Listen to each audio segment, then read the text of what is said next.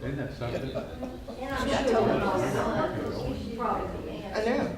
All right, we're just about to start, so I just wanted to let you know before we start that we are going to be recording this workshop, and we do record most of our workshops. We are Lubbock Liberty, and that was a group of people that got together that are concerned about their liberties and the different policies and civil liberties that are at stake for our personal independence and freedom. And so we got together and thought we needed to be talking about these issues and having an ongoing discussion about things that are so very important to our personal liberty. And so we started these Lubbock Liberty workshops series back in 2013, I believe. So almost 2 years now we've been doing this. We've had speakers like Dr. Benjamin Powell of the Free Market Institute at Texas Tech, and he spoke about free market principles, and we were happy to have him. We've also had people coming in and talking about local government, like Michael Ward. We were happy to have her, local activist. And she's actually here today. Hi, Michael.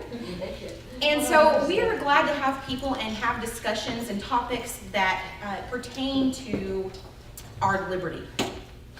And we want to keep talking about these things and keep discussing these things.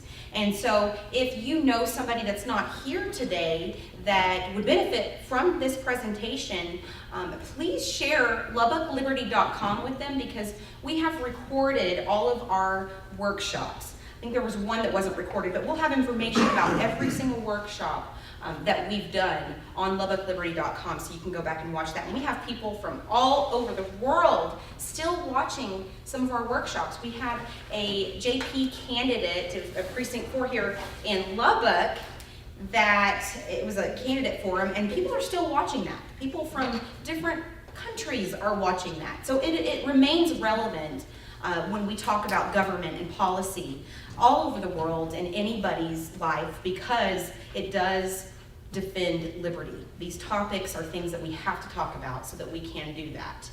And so I'm glad that you all came here today, and I welcome anybody if you are not, or if you haven't already gone over to the Pancake Festival. There's a Pancake Festival going on right across here at the Civic Center, and so it would be nice if we could all go over there afterwards. If you would like to ask some questions and things like that, I think that Teresa's open to that. We're going to let her give a summary. Teresa Beckmeyer is our speaker today. She is with West Texas Voice, which is a West Texas grassroots organization that started to hold our representatives and senators in the state of Texas accountable for what they vote for and what they support. And we have to watch this legislation because it's very important. That is our state government. And first and foremost, we've got to be paying attention, local, state, and federal government, to what's going on in order to protect our liberties. So Teresa Beckmeyer is also the county chair in Mitchell County for the Republican Party there. And in Colorado, I think she's from Colorado City, am I right? Mm-hmm. And so we're very, very lucky to have her over here today to discuss with us a little bit about what West Texas Voice is doing, as well as go into some discussion about some of the legislation that we need to be watching. She is sending out some alerts through West Texas Voice to her network, anybody that's in her network, to be able to take action with the legislation that's going through. So there's a number of things that need to happen when that legislation is trying to be passed. And is going through that process. And there are many places that we can intervene in order to protect our liberty, as I was saying before. So, without further ado, I'd like to welcome Mrs. Teresa Beckmeyer, and she's going to be giving this presentation. Thank you very much. All right. Thank you all for having me today. As Amanda said, I'm with West Texas Voice, and this is a new thing that has started. It's I'll explain sort of what we're doing as we go through this. Okay, we're bringing West Texas together. Now, West Texas Voice, you can see up here, it's westtexasvoice.com. If you go to the website, you can subscribe. What I'm doing with West Texas Voice is what I've noticed out here in West Texas. Any of y'all that are in Senator Perry's district, you know that he has 51 counties. That's huge landmass area. But there's not much population out here. And you know, we're all far apart, like Lubbock's far from Midland. Midland's a ways from San Angelo. But what I found, like when you get down into the legislature, all of our legislators are all working together on things, but the grassroots isn't communicating out here the way the legislators are. So what I want to do is bring West Texas together. I cover 2 Senate districts, 28 and 31. In Senate District 28, you have Charles Perry for the senator, and the Senate District 31 is Kel Selger. And then these are the 14 representatives that are in those 2 Senate districts. So West Texas Voice will be monitoring all of these representatives, the legislation they're filing, the votes they take. I don't know if you've ever tried to go find how somebody votes on some obscure bill, but it's not real easy. So we will be posting this when they take the vote, how they're voting, so you will have the information. And when I put things up on West Texas Voice, especially about bills and alerts, I'm not going to be biased on it or give my opinion. I'm just going to present the facts out here.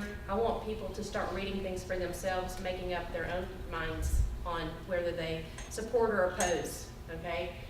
Now this, I just have this up here because it shows you the area that we're going to be covering. See, 31 goes all the way up to the top of the state, the panhandle, the red, and then 28's that purple next to it. So it's almost half the state of Texas. As you can see, it's huge. Okay, what we'll be doing, we'll be researching and following bills, reporting on what is happening in Austin, sending out action alerts, recording the votes of legislators, having a presence in Austin throughout the session in social media. Here's the, for the website, and here's at West Texas Voice right there. That's the Twitter handle. I have been going to Austin every week. I go down there, I stay from Tuesday to Thursday, and I will be down there every single week till the end of session. And if anybody's coming down, let me know, and I'll meet up with you, and I can help you get around or show you what you know, take you places and let you meet some of the guys and talk to them. Okay, this, if you do not know about this website, it's called Texas Legislature Online. This has all the information you need to know about your legislators, the bills they're filing, how things are moving. You can find out everything on here.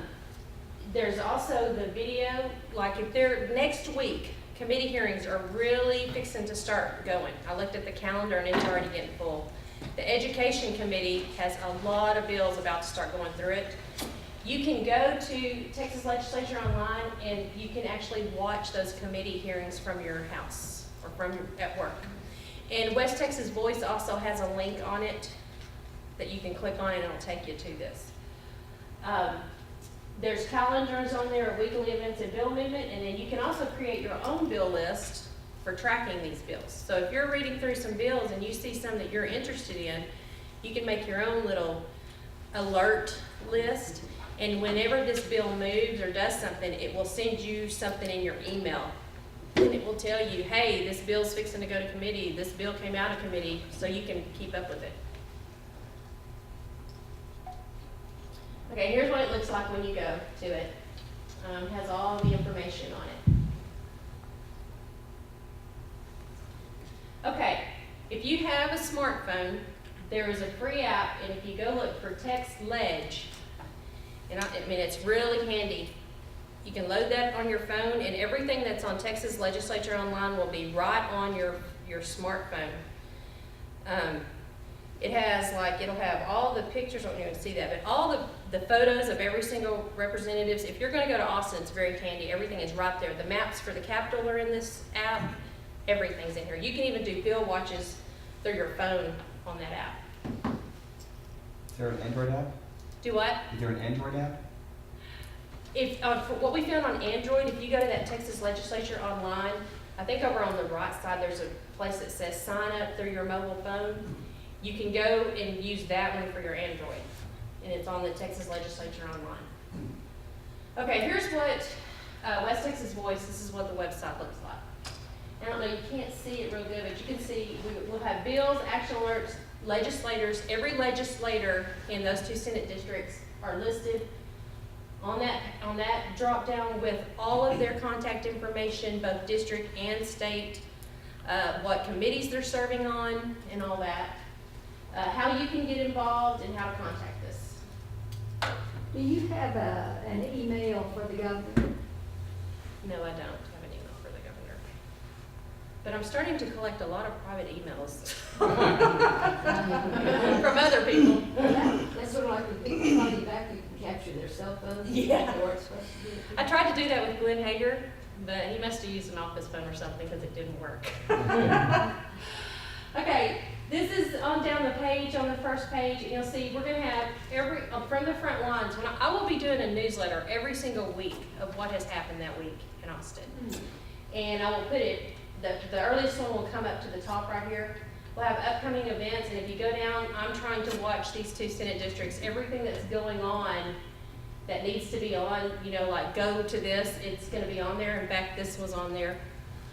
Latest news, and this has the Texas House Live and the Texas Senate Live. This is where you can watch it. This is on down. And you see, there you are, Saturday, I got January the 31st. No, that's when y'all had Chip Peterson here. See, it talks about Lubbock Liberty Workshop. What I found, why I did this, is because I went down to Austin last session. And when I'm trying to find out all this information, you're having to go to all these different websites, and it was so time consuming to go over here to this, and then you need to go find this. So I decided just to sort of make a gathering place for all the information where you could go to one place and find it all. It's a whole lot quicker. This is on down, helpful links, trying to put every thing that has to do with any kind of conservative politics here where you can go link onto their deal. Go to their website. Oh, what happened? Oh, okay. If y'all have any events that you need me to put on, if y'all will send an email to me, I will make sure it gets on that list. It's westtexasvoice@gmail.com or teresa.beckmeyer@gmail.com. I want to get my thing is to get the information out to people. That's what this is about. Okay, and I want to spend a lot of the time today, I just sort of did this other quickly, about talking about bills, and bills that y'all have been noticing. These are just some that have been going through in the last couple of weeks. They're just now really starting to get going, and I just pulled out some that are sort of moving just to get y'all's thoughts on them and to talk about them a little bit. What we found down there are over 6,000 bills that are filed in the session. Out of those, over 3,400 will make it to the committee hearings, and out of those, we will get 1,400 new laws. Now, when you're sitting out here and you're watching the news, do you hear about all those 1,400 new laws? No, you don't. You'll hear about transportation, education, and water, and the border now. Those are the things we always hear about, but we don't know about the other bills that they're passing. So, there's a lot of bills that are passing that affect us every single day. And it's these bills that are taking our personal liberty away. So we really need to be watching these little bills. I'm sure all of y'all have been hearing about the open carry stuff, campus carry that's been going through. I want to talk a little bit about that. I went to those committee hearings. There's SB 346 is the open carry. If you have, It's 17 now. It's been oh removed. yes, 17. I'm sorry, they did change the number. They moved it up. They deleted that one and moved it up to the top. That's if you have a concealed handgun license. Now you can either, if this goes through, you can carry it concealed or openly, okay? With certain holsters. Now, they're very specific about what kind of holsters you can carry, open carry with. This SB 11 is on the campus. You can concealed carry, not open carry. And I thought it was hilarious in that committee. One of the vote to get this out of committee was 7 were for it to get them out. All the Democrats except for 2 voted with the Republicans, which I was shocked about that. So it was 7-2. These passed out of the Senate. And one of the main ladies that was against this campus carry, she was a student at the University of Texas when the tower gunman was doing his thing. And her big argument was, you know, if you would have had citizens with guns, they would have been shooting all over and all this. Well, Senator Estes got a text on his phone. You could see him. He looks down and he goes, Were you aware that it was a citizen with a deer rifle that helped stop the tower guy? You know, the tower? It completely trashed her whole argument because it was citizens, at that time, they could carry their deer rifles on campus. And it was citizens with their rifles that helped the policeman stop that guy. So from what I understand, I don't know when that happened. I think I was either just born then or maybe not even born. 1966. That was the year I was born. So anyway, I'm not sure on all the details, but from what I'm gathering, it was very hard to get to him. And the guys that went up in the tower really put their lives on the line to be able to stop him. And it was a citizen was with them doing that. So he was really a hero, but it was just funny when that happened because it just took their whole argument away for this. Those two bills did pass out of Senate committee and will go to the Senate floor. They haven't been scheduled yet, but everybody is pretty sure they're going to pass through the Senate. And I'm hearing nobody really knows what the House is going to do because of the situation with the House leadership, but I am hearing positive things that they could pass. So I'm hearing good things, not negative. Robert Pratt gave a lot of statistics.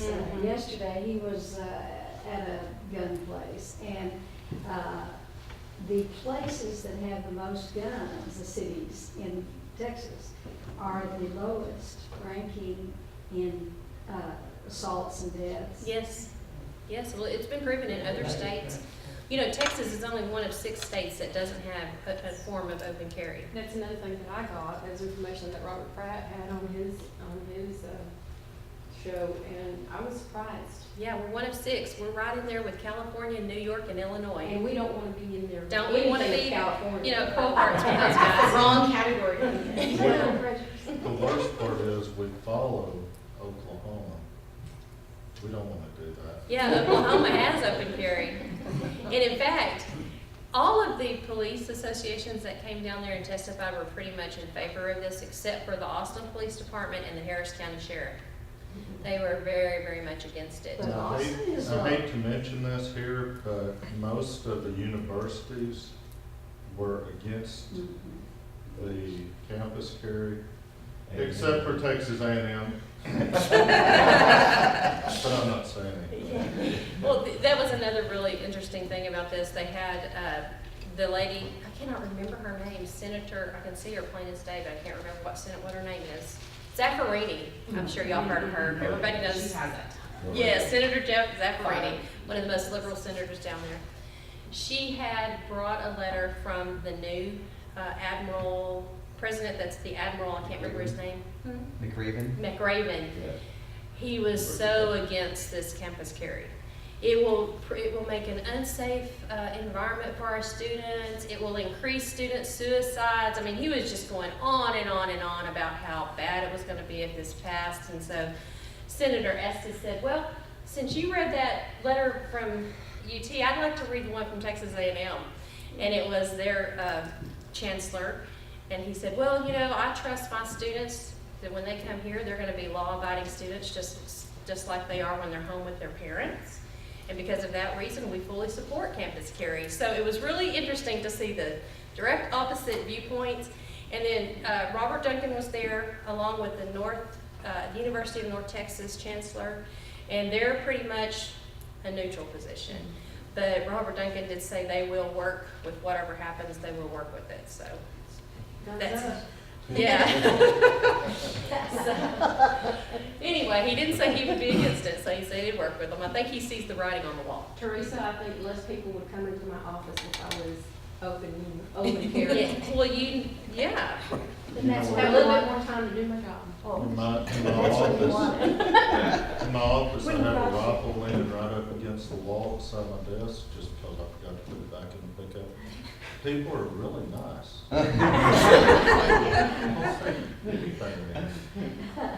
Okay, then there's HB 195 and SB 343. Jonathan Stickland in the House and Don Huffines in the Senate are the authors of these two.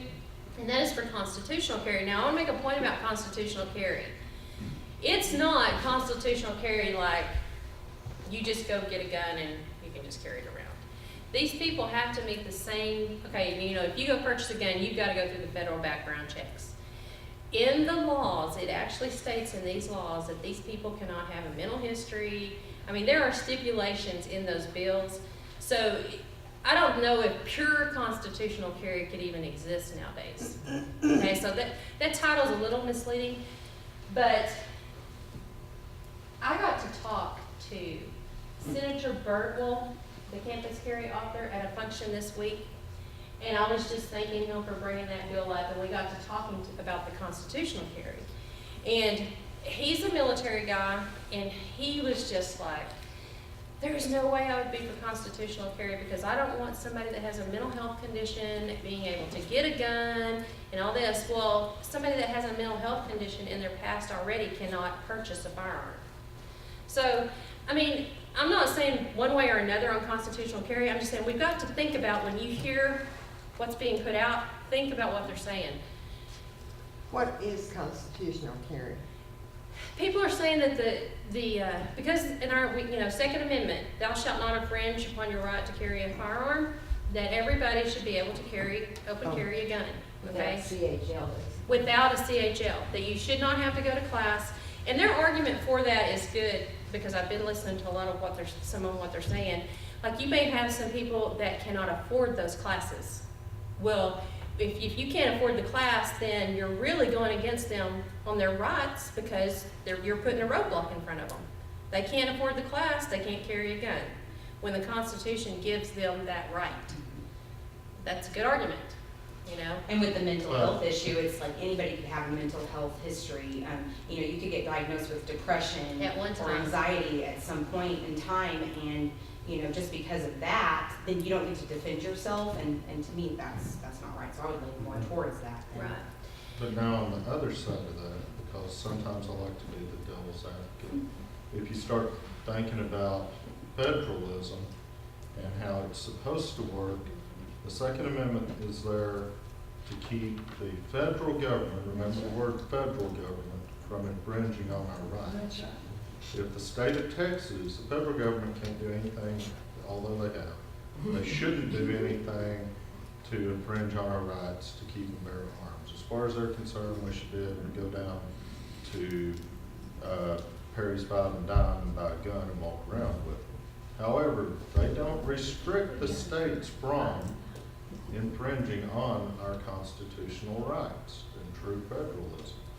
So really, whatever the House passes, or not House, but the state passes, take our state constitution for a minute, don't worry about it. Federally, whatever our Congress passes and the governor signs is constitutional carry, because our state has said this is what will happen.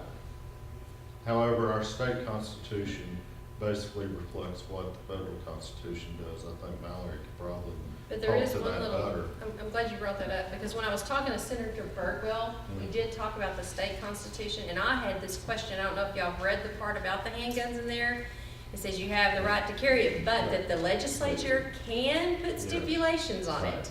So, And so, I read that and I was like, so they can sort of regulate it. so we have to be real careful. A lot of people are running around going, my Second Amendment rights. Well, it's not the federal government. Yeah, they are infringing on it. They have a federal background check. But it's not the federal government infringing on your Second Amendment rights as much as the state has regulated within their power to do so, what you can do. So And James, where that becomes important is, where is your focus at this point? Your focus has to be on getting the state laws changed to whatever way of thinking you are. Maybe you want more control, maybe you want less control. That's where your focus needs to be. and right now there is a House Joint Resolution by James White, that he is trying to get that part of this Texas Constitution changed so that they cannot put those regulations on, which I don't think it won't go anywhere. It's over in the House, but they do recognize that our state constitution may need to be changed because it does give our legislators the opportunity to regulate us in that regard. So, constitutional carry probably for this session is not going to go anywhere. You know, they're gonna give us these other ones, and then I'm sure they'll keep fighting a few years down the road, we may get the others passed. So that's usually how this stuff happens, little by little. Okay, I don't know if y'all saw yesterday, but Charles Perry, Senator Perry, filed this bill, SB 673, protecting traditional marriage. Are y'all aware of what happened in Austin this week with the gay couple? Okay, there was a federal court order. The judge ordered the county clerk to issue the marriage license to these gay couple. That afternoon, the Supreme Court of Texas put a stay on that, and now Ken Paxton is trying to reverse it. What I'm hearing down in Austin from lots of the legislators down there, because y'all know what the federal government's doing right now, the Supreme Court. They're gonna probably, this summer, we're probably gonna get federal law that it's okay for gays to marry, which is gonna apply to all 50 states in the United States. So a lot of the legislators down there are trying to figure out, hey, what can we do to stop this? How are we gonna basically put ourselves between us and the federal government? And this bill that Perry came out with yesterday, and Cecil Bell is in the House, it's really good. I really like it. What they've done is they're gonna make it, they're taking marriage license, which I'm of the belief that maybe the government shouldn't be involved in marriage at all. Because for many, many years, we didn't have the government involved in marriage, and the churches took care of it and other things, and it worked just fine. And now that they're involved, it seems like the problems are getting bigger in regards to it. Well, it's not in the Constitution. Exactly, it's not in the Constitution. So, but because we've got such a big mess going now, because everything is tied to that marriage license, we have to figure out how to live with our laws like it is now until maybe one day we might get there, who knows? Well, Teresa, isn't that just another personal liberty? Yes, I agree. Well, Some would argue that it's a privilege rather than a right or a liberty. Liberty should be a blanket. It's been made a privilege by us. it's been made a privilege by the government, you know. Again. But yeah, personal- it's a religious, you know. It's really, ceremony. it's religious, and if you look over the cultures of time and history, all cultures have their ceremonies that say a man and a woman are married, okay? I mean, they all through, you can go through if you go to the Aborigines or some of the really remote, over in the Amazon, they have something that recognizes people as married, okay? That's a cultural thing, and a lot of times it's through religion, and that's Well, it could how, also be something innate, just kind of part of our human psyche that you just kind of have to make. yeah, Right. yeah. Biological. So, but anyway, our government back in the, it was in the 20th century, I think. I don't know what the date, because I haven't done that much research in it, but they decided we need to have a license to marry, and it got passed. It's really to keep tabs on people for taxes. It's for taxes, and then now it's gotten to be, when they came up with, when they relaxed the divorce issue, the, you know, reasons, now it has to do with children, it has to do with separating the property. I mean, it's just tied into so many things. So that's where we are. Not that I'm for the regulation of marriage, because I believe it's not, the government shouldn't be doing it, but we are in this situation, so now how are we gonna live with it? How are we gonna deal with it? This bill takes it out of, right now you go to the county clerk, they issue the license. This takes it and puts it with the Secretary of State. And what it says is, if the federal government has a law that mandates these county clerks to issue license, because what this bill this summer is gonna do, it's gonna take it completely out of the state's hands and make it a federal thing. So what this bill says, if it takes it out of federal hands and makes the county clerks go against their religious beliefs, that those county clerks do not have to abide by that federal law. If they have a religious belief, that they do not agree with that, they do not have to issue those licenses. Then it says that the Secretary of State of our state has the right to set up, do you remember the word it used? We read it this morning, because this just came out like at 5 o'clock. what Yeah, I have yesterday. it. If you read it, and if you, I don't know how many people read the Obamacare bill that Teresa then worked on 2 years ago, but if you read this and read that, this is almost works as a default interposition of the state between the county and the federal government, which is when I first read it, the hair stood up on the back of my neck, and I'm like, less local control. But then when you think about it, you would prefer the Secretary of State standing between your county clerk and the federal government, and not the county clerk having to stand after the. So it's a buffer.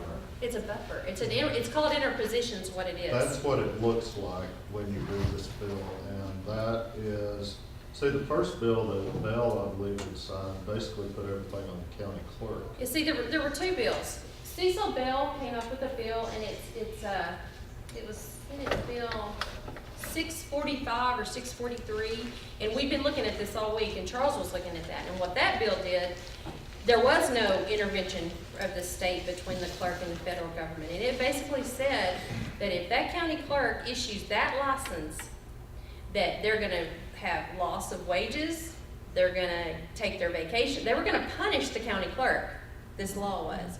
And all week I've been going down there talking to Charles and to Cecil Bell and to the co-authors going, that bill, that is bad. You cannot make a county clerk, especially like us, we have 4,000 people, we can't make our county clerk stand up to the federal government. And our county clerk. No, is that's this not good. meek, mild little lady that never really runs an election. She just is the only one that will do it. And she shouldn't be expected to lose. That's not her right for salary. her. That's what the state is for. Our state's sovereignty, it requires our legislators to be the ones that take the heat. Or that's what they're for.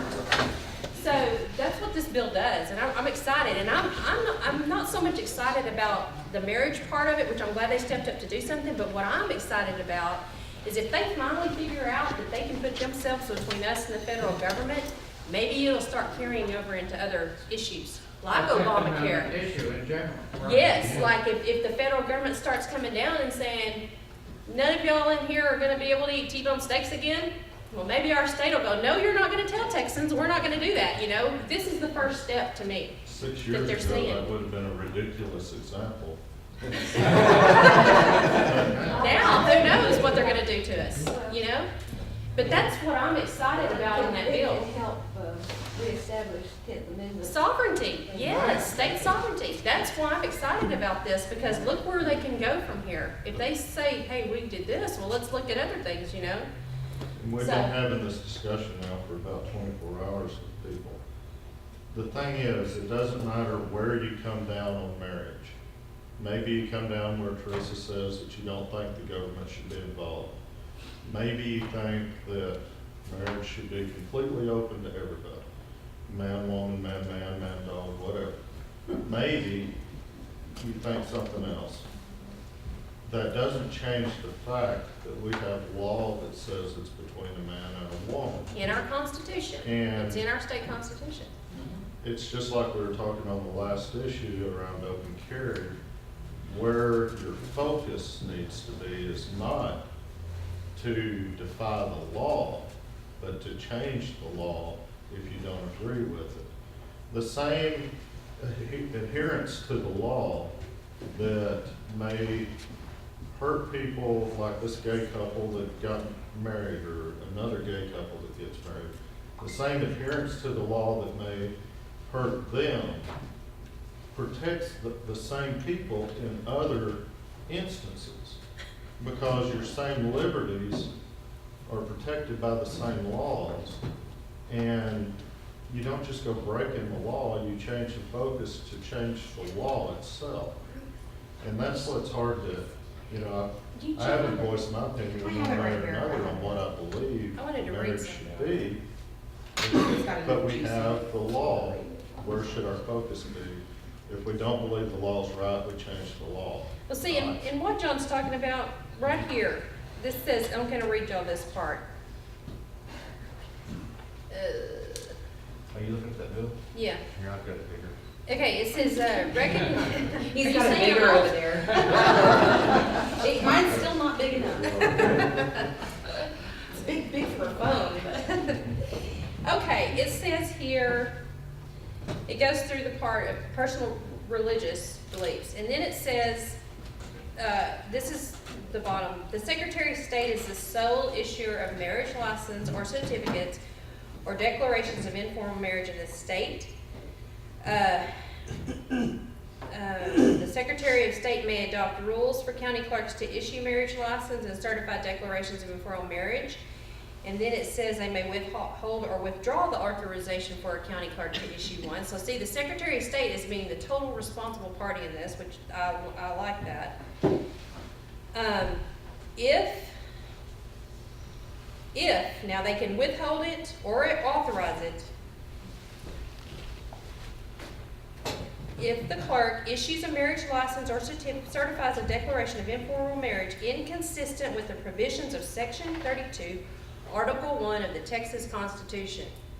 See, we had that election not long ago where 76% of the people in Texas voted to add that to our state constitution that says that we recognize marriage as between a man and a woman. Now, like what John's saying, that couple that got the marriage license Thursday, obviously they don't agree with that. But what did they do? They went rogue and they went outside of our state constitution. Well, if we start going outside of our constitutions, what good are any of our laws? Nothing. We might as well go chunk them all in the trash. Now, we may not agree with what that state constitution says, so what we need to do is go through the proper channels to change that. Just like James White doesn't agree that the Texas legislature should be able to regulate guns, he's trying to change it right now. Those people need to go through our legislators and try to change that, get another constitutional amendment brought up. I think the problem with that is when we leave it up to democracy to pick and choose which rights we have and which are going to be illegal, that's when it comes into that mob rule mentality, Right. to where laws shouldn't matter when it comes to our inalienable rights. Right. Because again, we could all vote to restrict people from coming into libraries and, and banning public libraries. And if everybody votes and says, yeah, we don't care about this, and so we're just going to get rid of that, there's going to be those few that will still disagree. And regardless of whether they go through the system, there's still that majority that's going to be against them still. And I think Texas is a prime example of that when it comes to marriage. And so, we're always going to be dealing with the majority and what the majority believes. But when we look at our inalienable rights and things that are not necessarily, because the 10th Amendment says it's to the state or the people and the people. Right. And so, a state can't come in or should not be coming in and dictating what people can do in their personal lives, just like the federal government shouldn't come in. Right. So, and it's hard to change And that's what I liked about this bill, because they're using your religious right, and they're saying our Constitution says. They're not saying we're the state of Texas and we're going to make this a law. They're going through the proper channels is what I liked about the bill. But those are the reasons that you use, the arguments you use to try to change the Constitution. You say, look, this shouldn't be in there to begin with, because if that's your view on it, this shouldn't be in there here to begin with, Right. because this is an inalienable right. That is your argument, and that's where we need to continue to press upon our representatives that, why are you even doing this? Why are you even involved in Maybe someone's personal this isn't the liberty? issue, but maybe you're using your library example. Why are you doing this? This isn't any business of yours to begin with, but it may take time to get it to that changed point. back. Well, you're changing hearts and minds at that Right. point. You're waiting for enough people to, stop trying to control other people. Right. And in that, it takes a long time, because most people are just wanting to control people. No, it Good keeps it in the discussion. hands of the state, to where then we're forming that buffer. I like that about it, the fact that they are, we can actually have the state intervene between the federal government and the local. Well, you see potentials down the road. Right. Yeah, that's what I'm But I excited think the about. reasoning Very behind it, excited though, about that. especially Perry's reasoning behind it, was stating that, well, Texas voted on this. Well, we could all vote on something that takes people's liberties away. Well, and that that's involves sad. everything, Teresa, like, you were saying earlier, it's a beginning, and then we could go into things like water regulation, Yeah. and what body of water does the EPA control and have a power to control when it should be left up to the state and to its citizens. And that's becoming a big issue. Yes, it Well, what you're is. saying now is very important, because, and this is one of the most important things about it, at least we're saying that it's at a state level. When we start having it at a national level, then where do you go? Let's say Texas becomes so dictatorial from a state standpoint that you don't feel like you can stay here. Well, let's say this is a big issue to you, and California issues marriage licenses to whoever wants to get married. You can move there.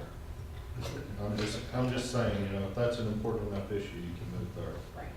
If the federal government continues to tell us what we can and can't do, where are you gonna go? You We'll say, have one big state. if right now the marijuana issue is very important to you, and it is, well, a lot of people that we all here know, it's very important to them. They could move Colorado. state over to Colorado and vote with their feet that way. They don't feel like they're up against the wall, that it's a dead issue or anything like that, so there's no reason to do that.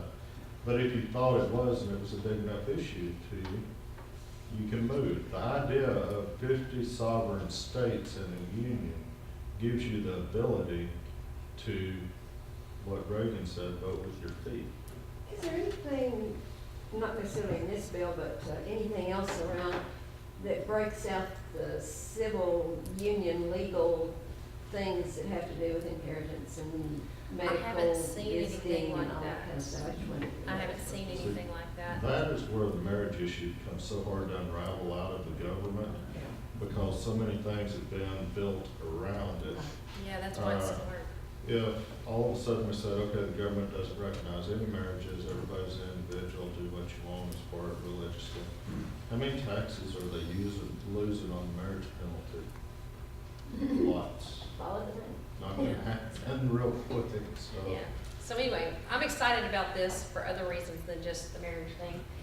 This HB 1322, I wanted to bring this up because I had never even thought about this till this session. Industrial hemp. And I don't know if y'all know a bunch about it or not much. I didn't know much about it until I went down this session and started looking at the history. If you go read the history of hemp in this country and you find out why it was made illegal, it will make you so angry. It was William Randolph Hearst. He bought a forest and he wanted to use those trees to make paper. Well, at that time, hemp was legal and it was a huge crop in the United States, and they made paper out of hemp. Well, they were going to interfere with him selling his paper. They were going to get a part of the market. So he went in and changed the law and made hemp illegal. That's where that came from. It has nothing to do with you being able to get high off of it or anything else, because you can't. It's in the same, I guess, family, is it, or species as marijuana? I You don't would have know. to smoke a telephone There's pole hardly, there's, full of hemp. yeah, to be able to- you don't get high off of hemp. You'd be Then you really sick. die. You die of the smoking bleed. Yeah, you don't get high off of hemp, but they have used their propaganda so well to make people afraid of hemp. Oh, it's marijuana. Slippery slope. It's not. It was all done because of a greedy Mr. Hearst that wanted to cut the hemp market out, and he had the money to do it. It's really It amazing. was a fascist type of. Yes, it was. It was, yeah, he was in bed with some government, and they were doing this, yeah. You ought to read it if you get a chance. It's really, I never knew that. They don't teach us that in school. We weren't taught that in school in our history. And is it true that hemp was used to produce the external part of automobiles? I mean, like- There's it is an amazing plant. There are so many things that hemp can be used for. It's like a $50 billion a year business in Canada, and we are missing out on it It would be here. a big competition against cotton, and so that's where we Yes. run into a problem No, here. they've already talked to they talked They to the need to High get into Plains cotton growers, because I know some of those guys and I got them to talk to them, and they said they will not fight them on it, that they would see it as another rotation crop. Well, and that's another It's thing. When someone's so locked into a single industry in agriculture, it's a huge mistake, because alternative crops just help diversify the business even more. Right. And bring more revenue and cover other bases whenever we're, like the crop rotation, for instance, and water limitations and climate. Yeah, it takes a whole lot less water to raise hemp than it does cotton. Yeah, I was hearing something about that law enforcement, the reason why they were pushing against it, they were saying that it's too hard to tell the difference between, recreational or medical marijuana and the hemp plant. And so, and when they were like going over and trying to search these areas for these crops, that they were having trouble deciphering between. And so that's why they say they wanted it to remain Well, legal. and to that point, law enforcement is there to serve people and enforce the law. They don't get a choice in what laws that we put in place for this type of purpose business. And it's the same thing as what was going on whenever the Sheriff's Association was fighting, protecting the bison. And Senator Estes put up that bill and brought up the bison stray law to protect it, just the same as cattle and other livestock are protected. And their argument was they're too hard to control and we're afraid of them and we don't want to have to learn how to deal with, the wild bison. And it's like, it doesn't really matter, if you learn, we'll teach you. Right. Texas Bison Association will be right there to teach you. And we'll help you. It's not that big a deal. We'll Right. teach you how to control the animal. And it's for you to enforce the law. That's right, you're exactly right. But I thought that was interesting, and I wanted to bring that out because that is a perfect example of propaganda in our lifetimes that has kept a market down. We make sure to include it in the platform for Lubbock. Do what? It's in the Lubbock platform. Oh, I didn't know that. From when we were. I think it may be in the state platform too, isn't it? Yeah, About industrial hemp? The thing is the it argument. did get passed in the state this last time. I not think- part of the The yeah. argument about not being able to identify one or the other, the plants, I don't believe look that close to each other. Maybe if you're, well, I'm saying it's a non-argument, and if you're growing industrial hemp, I believe, you would destroy the crop pretty often, and it's kind of a non-issue. Yeah, it would just keep going. From an industrial standpoint, I guess you could say, well, that's just hemp in my backyard. There's not much reason to grow it personally, Yeah. so. Are we gonna replace the cotton balls on the Lubbock County logo with hemp? Probably not. They used to encourage it during World War II, because you make rope out of it. Yes. You would see it along the road. Stick to our I lived in Indiana at the university, and you'd see it growing along the road because it spread from the field. Right. And it looked like marijuana, but it doesn't. I mean, it's not the same thing, it doesn't have the same chemical problems in it. Right, no, it doesn't So, have the same and it's at all. very useful. Oh, I was just amazed. Somebody down there had brought me a book and I was reading through it and I was like, man. There's almost nothing you cannot make out of it. You can make almost everything out of it. It's healthy as well. Strong fibers, right? Yeah, And it strong uses fiber. very little water also. It's not like cotton that requires so much water. It uses very little water to grow. It's really an amazing plant. It would be very useful for West Texas then to Right. support that kind of thing, Yes. because it's an alternative to cotton. Yes. So Teresa, you said you did talk to. Some of the Captain cotton Squatch. business. The people that are pushing this bill, and this bill, now there's two bills, let me tell you Like that this. gin hemp. There's two bills for industrial hemp in the House. Now, are we expecting it to go anywhere this session? No, because they're just starting this conversation, and it usually takes a little bit. But there's two bills, and this one right here would put it under the State Department of Agriculture, which you need that. You need it to go under there so that it looks legitimate, it's a legitimate crop, and that way you can get it signed on. The hemp, the people that are pushing for the hemp, industrial hemp, this is the bill that they want, is this one. Because I asked them this week, I said, I want to talk about that, because I just thought it was amazing that Hearst did that, and that people are just not appalled at what he did. That's just, when I read that, it's just appalling to me. It's just wrong. The only time I remember hearing about the name William Randolph Hearst was when I was taking a Mass Comm 101 class when I was a freshman in college, and it was just a brief mention. He was the guy who started the newspapers. Yeah, That's it. he did a whole lot more than that. It probably He did a took lot more less than than that. 1 minute of the professor's time lecturing over it. Yeah, Rosebud has a meeting. He did a lot. yes, he did. He did a lot of that stuff. Okay, this last bill right here, now I want y'all, please, when you go look at this bill, when you go home, I want y'all to look at this bill. This bill, first of all, you'll read it and you'll go, what in the world? Okay?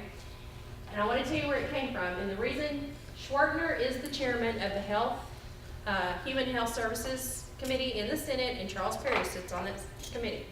Okay? Every single senator of that committee has signed on to this bill except for Estes. Now, as soon as this bill came out and I read it, I immediately went over to Perry's office and said, what in the world? Because when you read it, you're going to go, wow.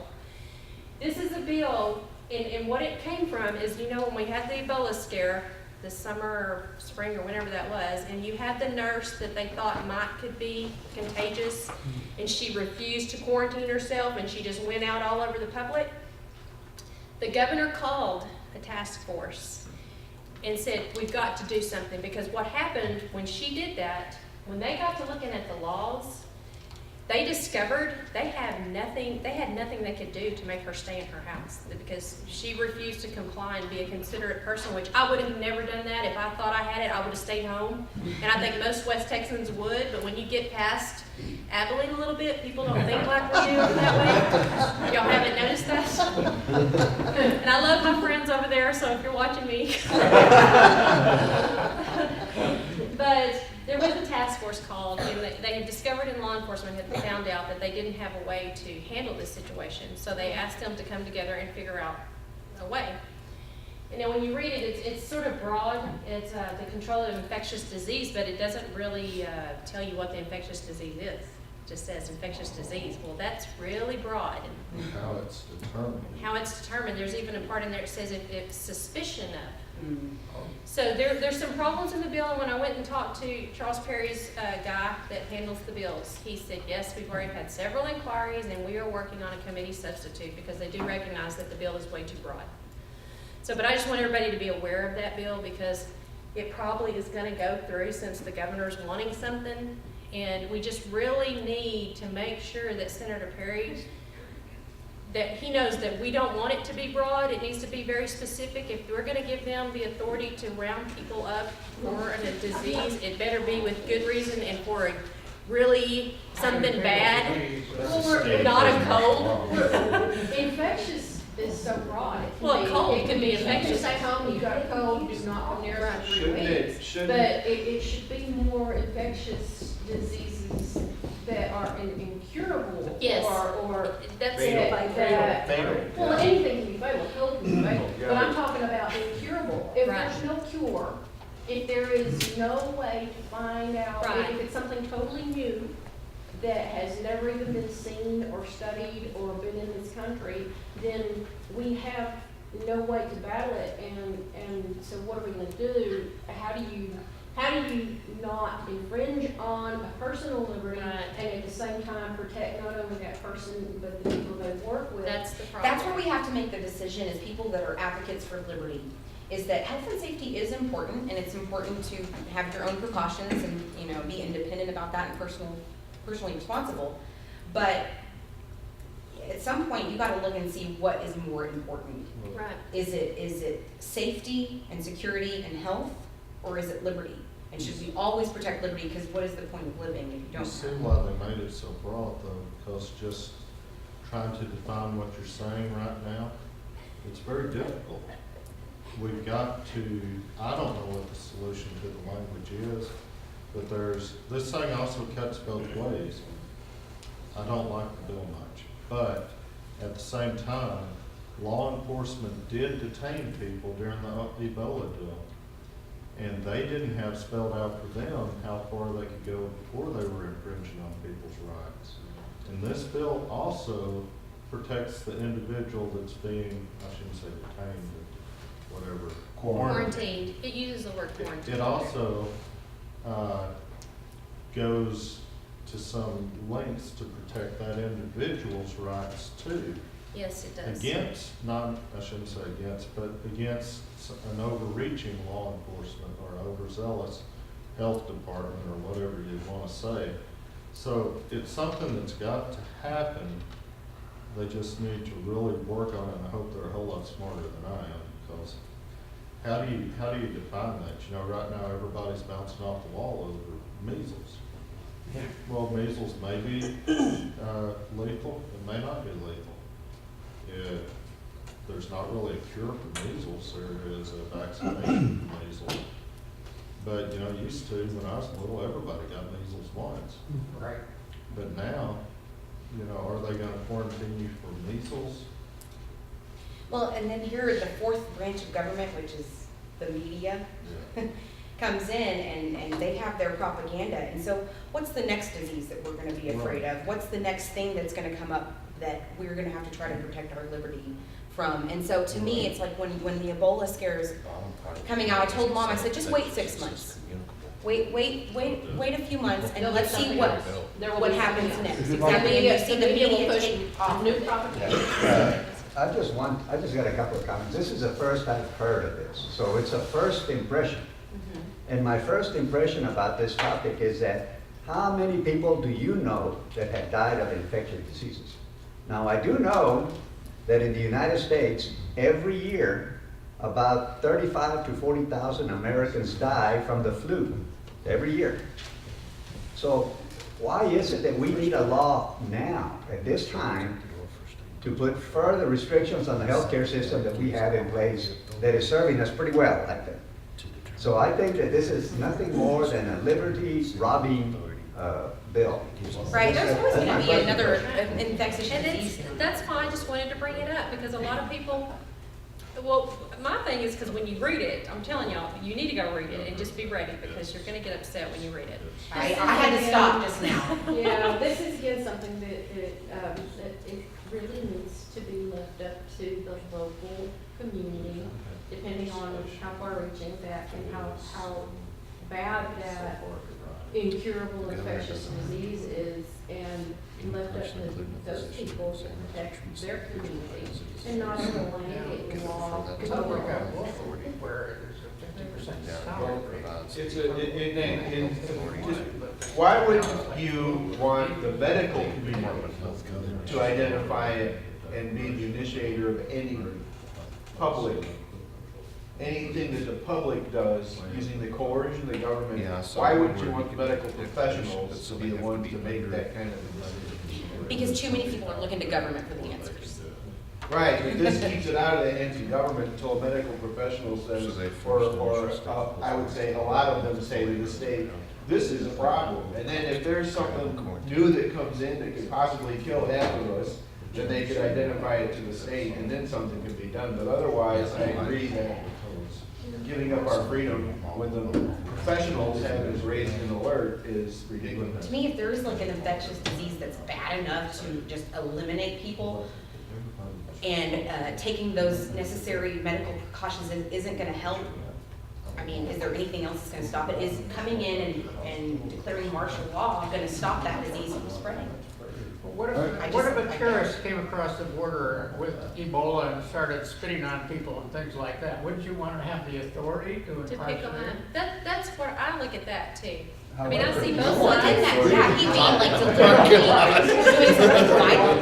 That's a violent act, yeah, he should. We already have that. We have that already. Yes, there's a law against that. Stephen King, if you ever watched that 6-hour movie, Stephen King, The Stand, you know, the very first part of that movie, I think it was, you know, the virus that they were trying to contain was a government-invented virus. And literally, they had the Marines and the National Guard out, just quarantining and kidnapping people just like crazy. And I'm hoping that bill is not going to put us into the Stephen King. I don't think they're What gonna was the, create it. it's mycoplasma crystalline Rochella that actually was created for biological warfare by government. That's right. And people now, it's like they're suspecting that it's the mycoplasma that's causing certain problems, like rheumatoid arthritis and fibromyalgia. So the answer to your question is yes, there are microorganisms out there that have been weaponized and will wipe out half the population. I think. But that's not an infectious disease, that's an attack from an outside force. It's not the same thing. The deal with this is, Yeah, I'm glad you brought that up, I forgot about the that. person that is malicious, that knows they have Ebola, and they begin trying to spread it, there's something called assault and attempted murder that takes care of that. But the irresponsible people, how many people go to Walmart? I'm sorry. The irresponsible people that you see with their kids in Walmart right now that's got snot running down their face, they're obviously infected with something. Now, that's not the diseases they're talking about, but they treat other diseases the same way. So there is an outbreak of, I don't know, Ebola. And you are a nurse that has been over in Africa where the Ebola is. You come back, you don't feel real good, but you don't think you got Ebola. You go on and you go to Walmart. While you're at Walmart, you start getting really sick. This isn't the malicious person, this is the irresponsible person. However, there are malicious people. There are examples of people with AIDS Yes. purposely passing on AIDS to other people, and they've been prosecuted. They've been prosecuted for attempted So it should murder, be the same murder, thing. Yeah, and this, assault. this is dealing more with an irresponsible. With the irresponsible. I don't think, yeah, it was an intentional thing. Yeah, no. I believe that SB 346, open carry, I'll be able to take care of anybody comes at me with some sort of incurable infectious disease. Does that mean maybe this whole infectious disease thing, we got it in the wrong category? Instead of looking at it from that standpoint, if a person takes a gun, which all of us in this room are pro-gun, no problem with that. But if somebody just starts mowing people down, now it's not the gun issue, it's a murder issue, just like you touched on right there. Same thing with the infectious. When someone Or knows whatever we got disease. here. To me, it would be a buyer beware. How Maybe are they you do, gonna maybe they control need it? to put it through another, like you And said, go maybe it back needs to to a go different through direction another like you direction. did with Since the it AIDS. did stem That's from how I a law approached it to begin enforcement with, but problems, maybe it does need to be more of 25-year-old an mother that's individual not real act responsible. of Do I want her irresponsibility to have an and assault charge on her and back or actually to be being, detained in her house for threatening 48 hours individuals to see around if us. this really is the And disease? again, I would change And infectious it's hard, I'm to glad I'm not in the incurable legislature. infectious type of disease, because there's infectious takes in the common Read cold. that bill, it's Right. kind of scary. Did y'all notice You see, the measles epidemic started in California? At Disneyland, Disney, whatever. They never did check to find out where the original person came from. I thought they did, I thought they found out. Let me just ask everybody that's here right now in this room, based on what you have heard this morning, would you oppose this bill? Oh, yeah. Oh, yeah. So I would oppose it. the way it's written and where it's The way at it's and what the written today, intentions I would are, oppose yes, I would have to. So that means that we need to contact Charles Perry and tell Potentially him. highly fatal diseases, that's all. Well, first, before you do contact Charles Perry, please read the bill. Yes. Don't contact him without reading the bill. Don't contact him and say, Teresa said to call you. and- No, don't do it. It's easier to call with specifics on how to Read the change bill what's on your written. own. That's the purpose of this, is you read the bill. Don't, like you said, don't say, Teresa told me to call you. Read the bill on your own, and after you read it, then contact them with your concerns, okay? Because that's the whole purpose. I didn't bring this up to say, oh, this is, they're doing this bad. I just want people to be aware of things I'm seeing down there. That's the whole purpose of what I'm doing. Is when I see something that I go, woo, I want to tell people about this, because this isn't the only thing that's having to do with infectious diseases. You've got one over in the House by Villalba, and it's the mandatory vaccination bill. And you know now, if you take your kids to school, you can opt out for religious beliefs or conscience. They're taking that out. Whoa. Yes, and that bill it's mandatory. And remember, even though this came out of the Senate, to pass, it has to go through the House. Right, And some of Dustin's staff, at least, has the same concerns. We've talked to them, the same Yeah. concerns that we have here in this room. So always, don't just go after just your senator or just your rep. Remember, they gotta go through both houses to become Yeah, law. and I don't know, I haven't had time to just sit down and really look, but I'm not sure if there's a companion bill to this in the House yet. So I don't know how far along it is, you know. Mandatory vaccination for what vaccine, for what age group? I don't, school, yeah, I guess like the MMR and all Probably the those. standard. The standard things that they give you, you Yeah. know. But when you think about the vaccination for, what the teenagers that the government was getting, the aid was getting a payoff for, I mean, you open up a Pandora's box when you mandatory vaccine vaccinations, because it gets paid off to the exemption from going to public school. Does it? Because I don't think it's a mandatory Nazi, we're gonna vaccinate all, hold you down and stick Okay, you we bill. need to- It removes the exemption from From public school. The children. religious Correct. and the That's all it conscience, does. that's all it does. But Okay. we did contact LISD. Of the 20, I'm gonna get these numbers right, of the 29,000 students we have, 100 students have opted out of vaccinations. Less than 1%. That's all, That's it. less than one, so it's not as big of a problem as they're making it out to be. No. 100 students out of our entire school, LISD population. So And when frankly, you vaccinate everybody and, everybody gets their vaccination, so that disease is going to mutate and it's going to resist against that vaccination. So, I mean, there's no, The debate I've been having all week, I stripped out the belief of whether vaccines work or not, and I've just been attacking the liberty Yes. issue.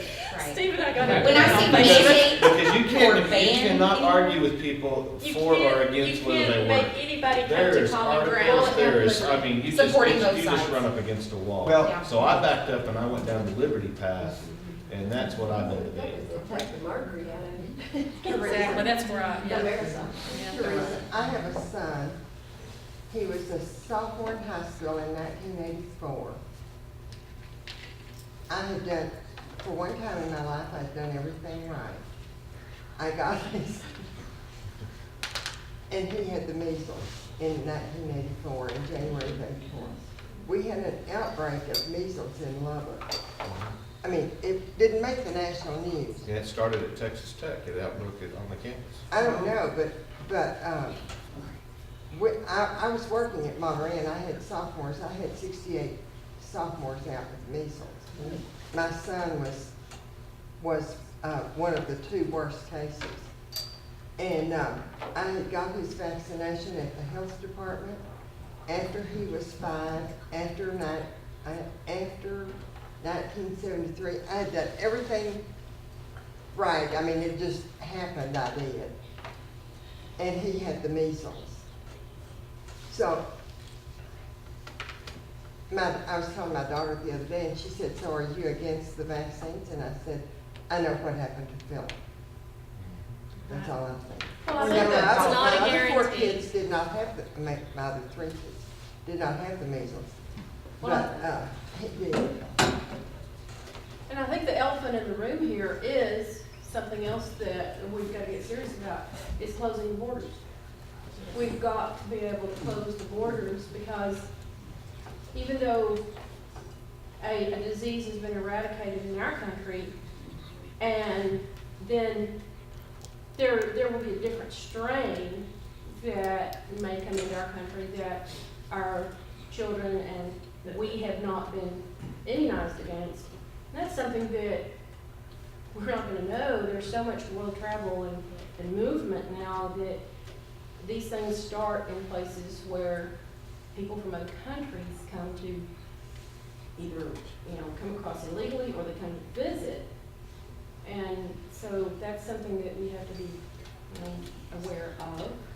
But I think even with closed borders, you're not gonna always protect against that. I mean, if there is a right to free travel, where you can go across borders, you can go into and travel to other countries, I mean, what if they miss something? How do they know that you're carrying something? What if you are not showing any signs or symptoms of something, and you're carrying it, and then all of a sudden you get back into the country, and you are exhibiting those signs? I mean, is that, closing the border doesn't help with infectious disease to me, in my mind. Well, if you go across legally, they can ask questions of you and they can take your temperature and things like that. But when you have all these coming across because Obama is being so liberal about letting the children and women in, I understand there's a lot of diseases going on in these internment camps or whatever, wherever they put them when they've come in until they're like somewhere home. And a lot of the people taking care of them then are exposed to diseases that we don't typically have here. And bottom line, with the free country like we have, and we still have one of the freest country in the world. With the free country, there's always going to be risk. That's right. There's always going to be risk. And Liberty is dangerous and freedom is dangerous. You know, we had. But we trade that we went to Mexico one security time. and that And safety. you'll have me. Or that We freedom. did that We for. want that freedom. It's a decision. It's no different than a business decision. but I bring up the fact about the immunizations in this bill, because that's sort of a hot topic right now because of what happened with the Ebola. So if you're looking through bills or whatever, just sort of keep that in mind. If y'all see anything about it, you may want to sort of read those bills and see what's going on, you know? And the reason it's a hot topic and something that you really have to really consider is the media. Like Amanda made that point, the media is making it a hot topic. It will not be a hot topic in 3 months, something else will. So always use that judgment in that, what am I hearing and what do I weed out? And what are the exact statistics and no just. Independent research to me. Whenever I hear a hot topic, I always ask myself, what else is going on that we're not seeing? Yeah, what are they trying to distract us from? That's right. Yeah, and I don't think that's the case for this. I think that they were really trying to address the problem. I don't think that they're trying to do Before we anything. switch to something else, are there any bills, I was talking to somebody who used to be on the city council several years ago, and at that point, they were trying to put something in at the state level to prevent all of these hidden taxes on fees and stuff by local governments. And you want local control, but ours is out of control. And I just wondered if anybody was introducing either tax caps, and of course, a lot of these taxes on the utility bills are taxes, but they prevent it from property taxes from hitting Right. the rollback. There's a lady, now, I don't know if she's doing that. She might know somebody. There's a lady down there right now that she's from Brady, and what she's trying I to was get. interested in it several years ago, and I just wondered. Yeah, what she's trying to do is, like when when the cities put out a bid, or like they put up the agenda, your city council's meeting tonight, and we're gonna discuss this, but you don't know how much it costs, or.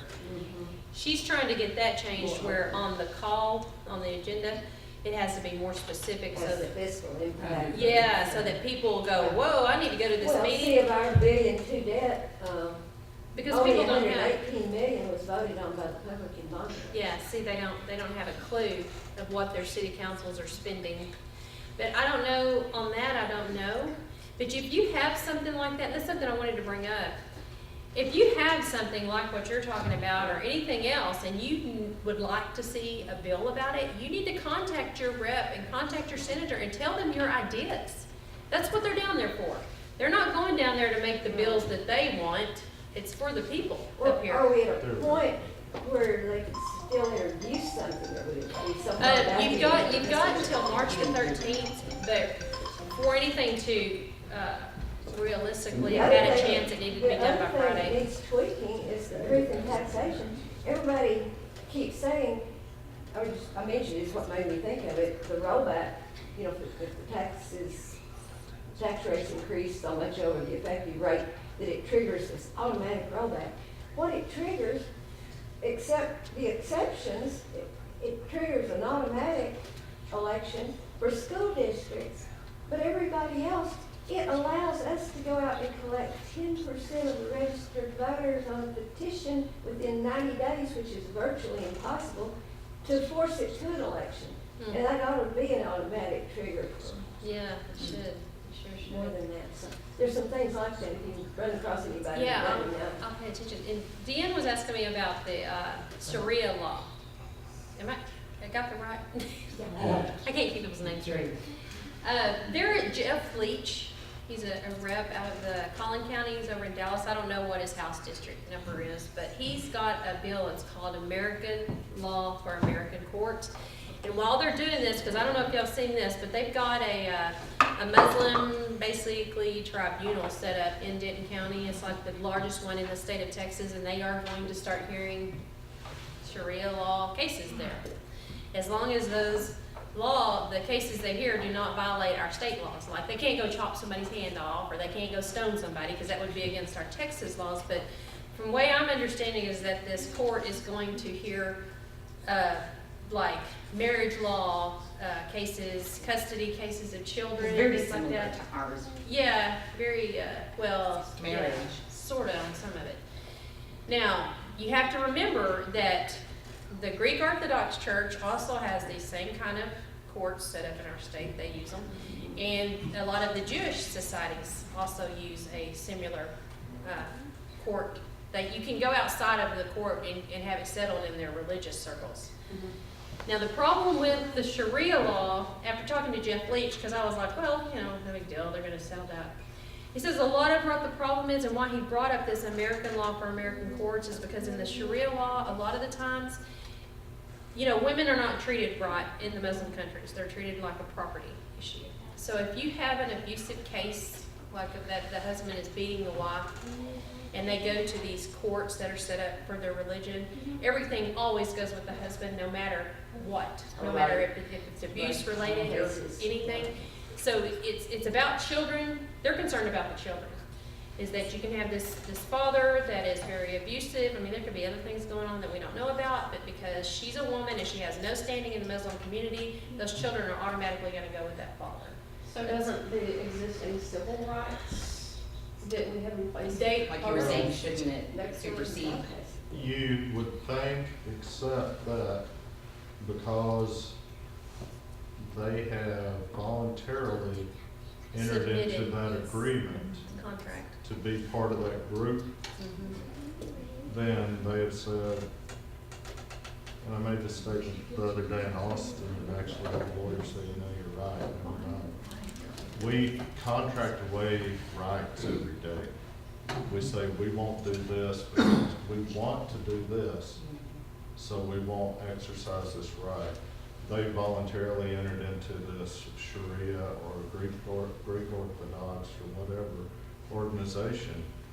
At that point, they signed a contract that said they would perform under the rules of that organization. I mean, that's, what do you think football players in the NFL get in trouble for? If they get in trouble for things that out here in the real world might not get you in trouble. But they've signed on to it, they volunteered. Yeah, what my concern is with this bill, and I got to talk to Jeff Leach about this 2 weeks ago. If I read a bill and I have a problem, I just go straight over there and go talk to him. I'm like, look, I got a problem with this. Yeah. But my concern is because his bill, it's American laws for American courts. And what the bill specifically states is that no foreign laws will be used in our American courts to decide issues. We're going to go by ours. Well, when you look at the Muslim faith, their laws, even though they're foreign, they're all religious. Everything that governs them is religious. So what I get concerned with, how are you going to differentiate between what is a religious law, what's a foreign law? I just always, freedom of religion is my most important thing for me. And anytime I see a bill that could maybe start messing with my freedom of religion, I really look at that bill. So I don't know, I've read through the bill, I've talked to him, I understand why they're concerned with this, you know, but I need to study it more. And I think all of us need to be studying it and looking into it and think of it I from those different disagree. standpoints. I think this has all been settled a long time ago. Look at lynching. I mean, But that's you right. cannot be equal in this country unless you are equal under the law. And there is no way that any court system, you have unalienable rights, and the laws equally protect all of us. You Okay. missed the whole Rewarding discussion. of our unalienable You rights. missed the whole discussion. But, Lynching is killing. Killing is illegal. However, I could enter an agreement that says if I break this agreement, then I will give up my property to her. And that's not breaking of the law. So you need to be sure you You've got the whole conversation here. Well, abuse of women is a criminal offense. But- It's I mean, not if the but woman that's does not not- agree that. You can't agree as a woman, I agree that I can be abused and nothing can be done about That it. is breaking the law. You're missing the conversation Uh-huh. again. Yeah, but if the It's woman not- has no, standing. A woman if can't she- give up if her she inalienable agrees- rights. If she agreed to go into that. Well, but ancient- how silly. She I may mean, not she know had- what she's agreed to. But under their religion. That's what she's There responsible are- for. But there are under their religions- religion, they believe that that is their. See, place. this is where the problem comes in. They mix religion and civil. Yes. We have civil laws and we have religious laws, and our civil laws should be based on the principles of our religious laws. Theirs are not like that. So it is a very, It's hard. it's I'm gonna- slippery and it's very. This is relativism. I'm They gonna- cannot establish a court independent of Okay. our courts. Okay, Why no, not? let me, Yes, okay. they I can. Like wanna it's like talk, Native Americans. hold on, okay. Yes. If somebody came in and told you, okay, okay, Arbitration. well, I'm gonna talk about it from a religious standpoint, okay? This is what this is to them, it's their religion. And I don't agree with the Muslim religion, let me just put it straight out there like that. I agree. Hope I don't get in trouble for that. Yeah, I know, I'm just telling y'all. Well, the fact is, there But are what- some Christian cults, I'm gonna Yes. say the word Yeah. cult, Okay, that let's, also operate within their okay, let me put it in the religious, culture. the religious viewpoint. Not anything in our religion that would be breaking any kind of law like killing or any of that, no. But if, okay, in my religion, let's say, in my religion, it says, and we don't have any of these really abusive stuff with women, it's normal, but you have to wear long dresses and you can't cut your hair. No jewelry. And this is a religion, this is, Pentecostal apostolic. well, this is mandated by that religion onto women. These women know this. Now, from the outside, I may think, that's strange, okay? But these women have agreed to this. It's their freedom of religion, okay? They agree with the principle. They That's agree. not covered under criminal law. I'm just talking We're about. not talking about criminal There's law criminal here. law, there's civil law, as opposed by the state. It can be, if they don't comply, they can be excommunicated by their religion. Yes, they But that can. should be as strictly. But Separately. the law should read that nobody can be punished by any other court for anything that an attorney, a state's attorney, would be able to indict them for. So the criminal law is the important thing here that everybody's, the other stuff you have the right to contract away, but you have unalienable rights that the laws protect. So those rights, you cannot say. Right, and that's not what this is talking about. This is what, okay.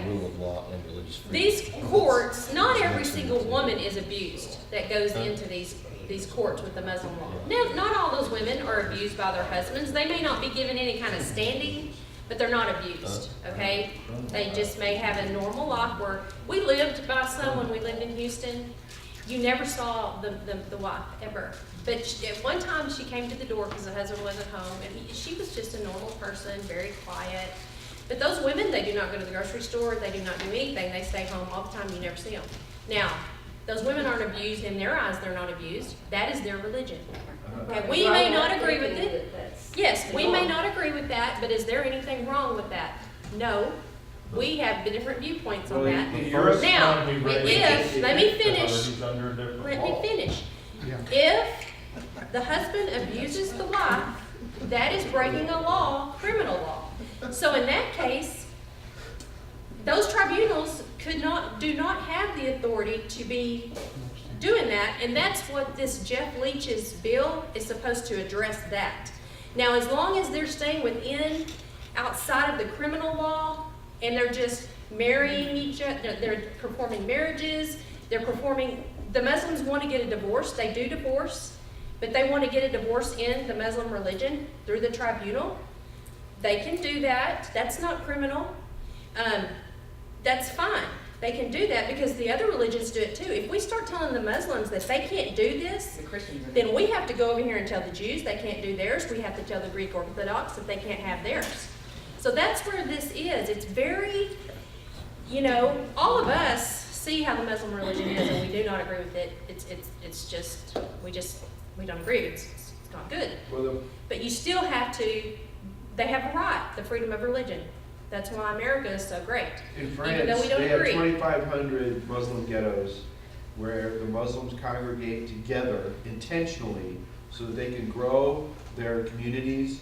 And as their communities have grown, more and more of the laws and the legal proceedings among those Muslims have been held internally under Sharia law to the point where women are being abused. Well, And that's- there's all sorts of other abuses. that's when And the the- French government and the That's French legal France. establishment has, up until now, let that occur. And now they're realizing that they have a completely different society Right. that's growing within their Right, society. and we have it going on in It was America. just like when the in Romans that let the part. barbarians settle within their borders and have their own communities. Eventually, those barbarians swallowed Rome and destroyed it. It's like with the Crusades. So, I that mean, whenever is- they came over and they're forcing people to become Christians and saying, if you do not go to church and go to these things, and again, this was completely against their views and their philosophy and their belief systems. But it's the same concept. When you start forcing your religion and pushing that into the laws and the, you know, and I think that could become a The problem. thing that we have to do is we're not France. And that's what this bill that Jeff Leach has put forward, that's how I understand. It is trying, I don't remember what the number is, but look at Jeff Leach. You can look at, But we don't have the problem yet, so they're trying to get something in place so that we don't have that problem. We're trying to learn from these other countries and see what's going on. That's where we are. We don't have, in our state yet, this stuff going on, so that's why he's Well, doing and the this. British soldier that was murdered in England was murdered in one of these Muslim enclaves. So they're trying to change the culture to an Islamic culture. Well, and let me ask you this, So- should we be trying to change the culture to a Christian culture? Yes, but we're we not. should. But that's where the That's where the problem comes in. But we're not asking for our own legal system. We're not asking for an independent legal system to do that. Well, we do use a lot of We can do that, influence though. from Christianity and from different religions for our laws. So, and they're based off, right? Like, that's what Is the France idea at a point is, of- Oh, go ahead. Judeo-Christian principles. And we do have a separation of church and state that we embrace as Christians. Well, that that Muslims doesn't do mean, not. no, that doesn't mean that. That means you don't start a state religion. Can you explain the bill again? Which one? Because that one that we're talking about. I was trying to look it up to see if we could actually Look read at it. Jeff Leach. It's American, it's I really was short, last it's name. not very long, L-E-A-C-H. Oh, well, that's what I did look up. It's called American Laws for American Courts. And basically it's saying that they cannot take Sharia law into the American courts and be tried according to Sharia law. We are going to use our laws that are in our state to try people. Well, that makes a lot of sense. Okay, but it's calling it That's not, foreign, that's not the bill that. Is But it called that's what I foreign law? That's what I was talking and about. that's where, it isn't really foreign law, it's a religious That's law. what, But that's, it that's deals, where it starts it deals to become specifically wrong. with marriage and separation What and child number is it? custody, that's it. It's and that's what they're 5, trying to cover. HB 562. Strictly with marriage separation. Marriage, the separation of marriage and child custody. Jeff, So Okay, if you excuse have, me, if you have excuse me. religious implications Excuse me, on I have a that. question to ask, everybody's had a chance. That's where I'm kind of concerned is because our cultures blend and marriages blend, sometimes there are interracial and interreligious marriages. And say that a woman changes her mind, goes back to her Christian family, Christian world, Christian culture, and decides to take this to an American court, then, or there's a dispute of some type between a. well, that's what that bill's saying. If she Is- does that, we're gonna go by the American laws. Okay. That's what that was bill's my saying. question, Is, Yeah. are these people going to want to handle something in their court and. If she does what you said, she goes back to her, gets out of that or whatever, she goes to an American Both court. parties agree to recognize a religion, then we're saying we will recognize your religion. You separate it how you want to. But if one party doesn't, she has the right to bring that and take Into an American American court. laws. And it will be the American law. Yeah, It's she's her an American responsibility citizen. to protect her own liberty. Yeah, all I agree, if she will, she's not scared of Michigan either. Right. Not that much different than what Catholics go through today. With annulment. Where It's gotta go all the way back to Rome. What it district may is- not, they may not consider the marriage to be legitimate because one is not Catholic and one is, but our laws still consider Say it that they to be are. legitimate. Well, if they dissolve the marriage too, they have to go back to the Vatican and have it dissolved. Yeah, they To the can do very that. Or it's not. Well, and that's just something that I need to But also make that's- clear, is a lot of people really haven't been exposed to actual Christian cult type groups or religions, and there are extreme Christian Right. Right. religions as well with very, very seclusive rules. May I provide two other examples? Wait a second, I mean, there was, Where wait, the- wait, Rick has a wait, question there's back a there. question back here. Or Even if comment. it's a Christian, and even if Christians sometime in the future take on a Muslim bent towards any type of abuse or something, in this country, don't we have the top part here, I don't know how to exactly describe it, as long as it doesn't infringe on someone's life, liberty, or property? Doesn't that pretty much cover it? They Unless can you're do the pretty much what they government, want to you can do, write it right. as long as it does not infringe on someone's life, liberty, or property, even if it's Christianity, and they want to take on some. It's, Well, it's the Children's responsibility of are- that woman to get out of that situation. I mean, we were in a church that you have to wear, dresses, long dresses, no slits down the side, very, very particular. Very oppressive. Everybody looks the same. If you don't look the same, then you're chastised. And, they beat this one guy because he was a little effeminate.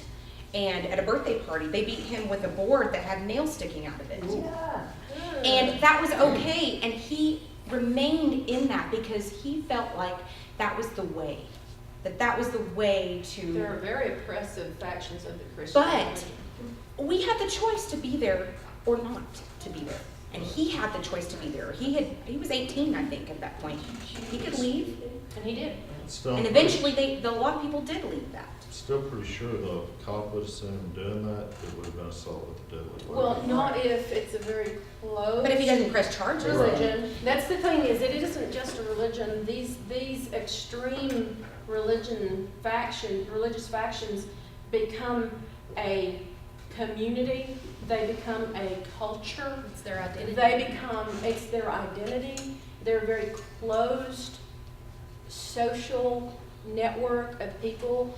The religion that we belonged to at the time, and it's about a year's experience. I was glad that we had the experience because we learned so much about a type of people that we weren't aware of. I think that we're protected when we grow up Catholic and Baptist and other ways, and we were really not Orthodox Catholic. And so when you learn about how closed the society is, then they don't believe in using lawyers. They will not allow a lawyer. They don't allow anything past what the Council of Elders and their pastor decides. They bring it into a group of people and they make the decisions.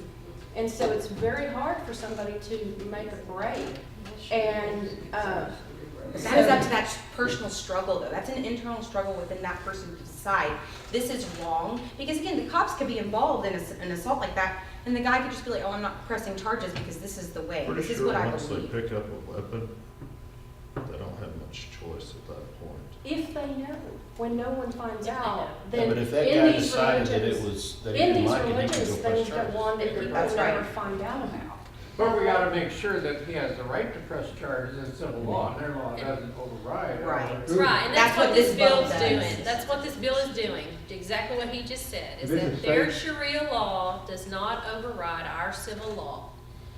I And think it needs to it's, be clarified.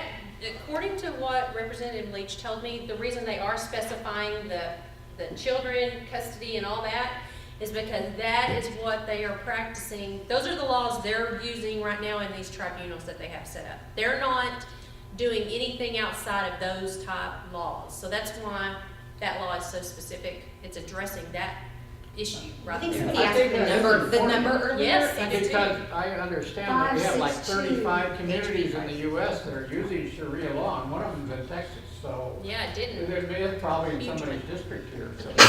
It's in Denton, and it's really, Let's- it's very large. Isn't the future concern that this population of Muslims is going to outnumber us to such a point Yeah. to where they will amend the Constitution and have everything they want? Well, you know That's why we have to what? be a That's why republic and we- not a democracy.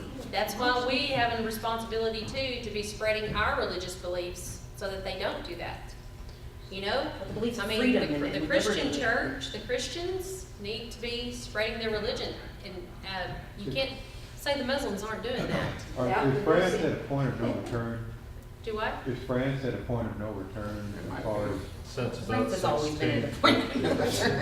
Which is 1650, John We're said. crazy for France, right? Then this bill actually again enacts as another buffer in case the federal government comes along and says, Yeah, it could. It sure could. that's. Mhm. But you know, our people would go, oh, that'll never happen, I can't. Turn on Because vigilance. That's Everyone, why it's all of up us to are us. too fat, dumb, and happy to realize that it's right there. It's happening. It's If it was happening. a crisis, nobody would- Well, that's why we had to protect our inalienable rights and not rely on democracy to save us and to protect our rights. Because when we have too many people like that coming out and saying, well, we're all going to vote on this and vote these freedoms away, I mean, we can't stop against that unless we say, you know what, a law that goes against our inalienable rights should not be a law at all. I mean, there's something, you know, like the 9th Amendment says that you cannot contradict any of the, you know, those basic rights. Any amendment cannot contradict that. You can have essentially a club or religion, but then people agree to the rules, but the overall laws, the civil laws should override whatever they agree to, and therefore they should be able to opt out and go to the civil laws if they need it. Yeah. Wasn't that what Franklin was talking about whenever he said a republic? If you can keep it. That's exactly right. That's the key word. Yeah. And we've not kept it, we have to get it back. If y'all aren't signed up on West Texas Voice, we had a yellow Oh, thing let me- around here. If some of y'all came in late, if you're not getting the emails, please give me your email address and I'll sign you up on there. Because if y'all come across bills, please let me know about them. You know, because like there's so many, you can't keep up with all of them. If there's something that concerns you, let me know and we'll put it on there and get others. And Yeah. have any suggestions, ideas, I'd love to hear them. Send me an email. But the way that we're going to make sure that we can keep our republic and we know what's going on is for all of us to start communicating together and to share this information with everybody you can. Because I can tell you this, since I started this West Texas Voice, in the last 3 weeks that I've been down there, a bunch of these reps that are in these 2 Senate districts, they may be a little bit on the moderate side. And I didn't know some of them, because some of them are pretty far over in the east part of Texas, because ours are so big. And when I tell them what I'm doing, and when I said, oh, it's just I'm going to put on there all the votes that you make and all your bills, you can just see them go. Watchdogs are always important. Yeah, it's really, I'm like, I want to go, well, if you're not worried about what you're doing, why do you care if it's out there? But it's really been interesting. We really appreciate what you're doing, because it is so difficult in the past, because things move around and they're inconvenient, you don't know whether they ever got out and what happened to them. And I can't be in Austin, so I just want to thank you very much. Well, thank you. Thank all y'all for what y'all do around here. It takes all of us to do our part. Keep it all going. Takes a village. Yeah.